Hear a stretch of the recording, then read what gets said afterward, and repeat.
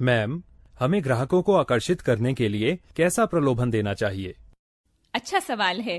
तो अब मैं आपको एक अच्छा हुक बनाने की रणनीतियों के बारे में बताती हूँ। मैं आपको बाकी के स्ट्रक्चर्स के बारे में भी बताती हूँ। क्लाइंट के साथ एक निर्विवाद और महत्वपूर्ण सच से शुरुआत करें।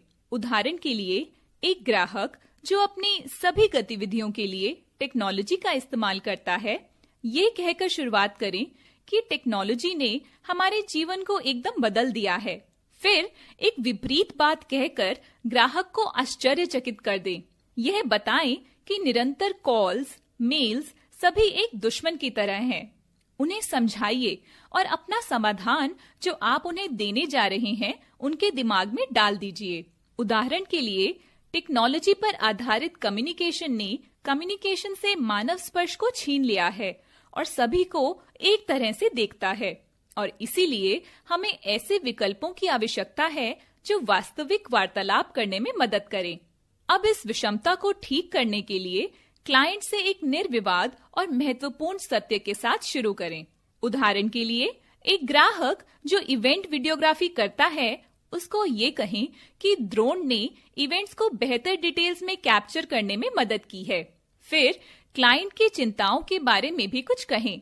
उदाहरण के लिए, ड्रोन का दुर्घटनाग्रस्त होना एक बार बार होने वाली घटना है और दोनों ही चीजों में खरीदार का बहुत खर्चा होता है, चाहे वो ड्रोन की लागत हो या फिर महत्वपूर्ण डिटेल्स को कैप्चर ना कर पाना। फिर इसके समाधान को बताएं जो बाद में आप उन्हें विस्तार से समझा सकते हैं। उदाहरण के लिए, ड्रोन के उपयोगकर्ताओं को एक छोटे से प्रशिक्षण की आवश्यकता होती है जिससे वह बेहतर तरीके से इसे इस्तेमाल कर सकते हैं और इसे जितना हो सके दुर्घटनाग्रस्त होने से रोक सकते हैं। इसके बाद आती है कहानी।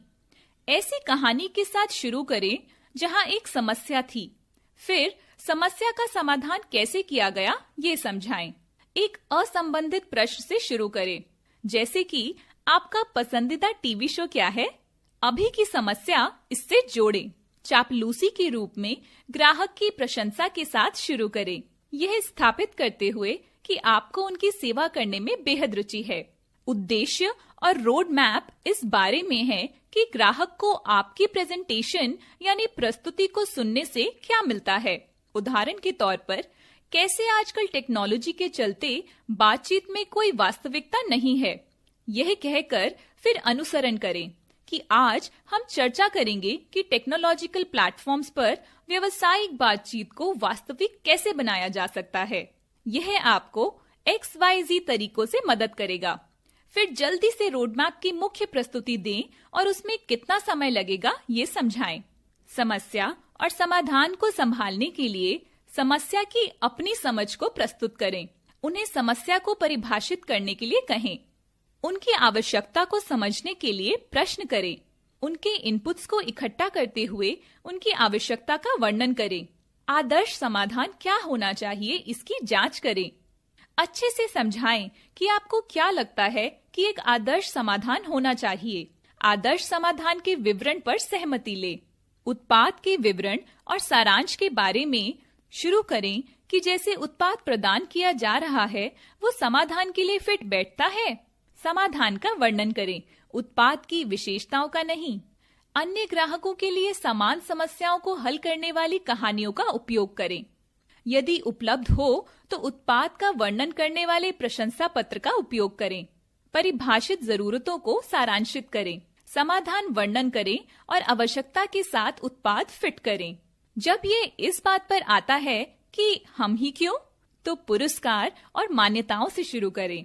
फिर कंपनी की पृष्ठभूमि और उसकी अब तक की यात्रा के बारे में बताएं। आपकी कंपनी की यात्रा आपके प्रतियोगी से कैसे अलग है, इससे शुरू कर सकते हैं। उदाहरण दें, इनोवेशन, मुद्दों के शीघ्र समाधान, उचित मूल्य निर्धारण और अनुकूल समाधान। यदि हो तो प्रशंसा पत्र प्रदान करें। वैकल्पिक रूप से पोस्ट सारांश, उनके बारे में पूछें कि वे अपने सेवा प्रदाता में क्या देखते हैं और फिर खुद को उस विवरण में रखें। जो नहीं मांगा जाता वो अक्सर नहीं दिया जाता। क्लोज मांगे बिना पिच मत छोड़िए।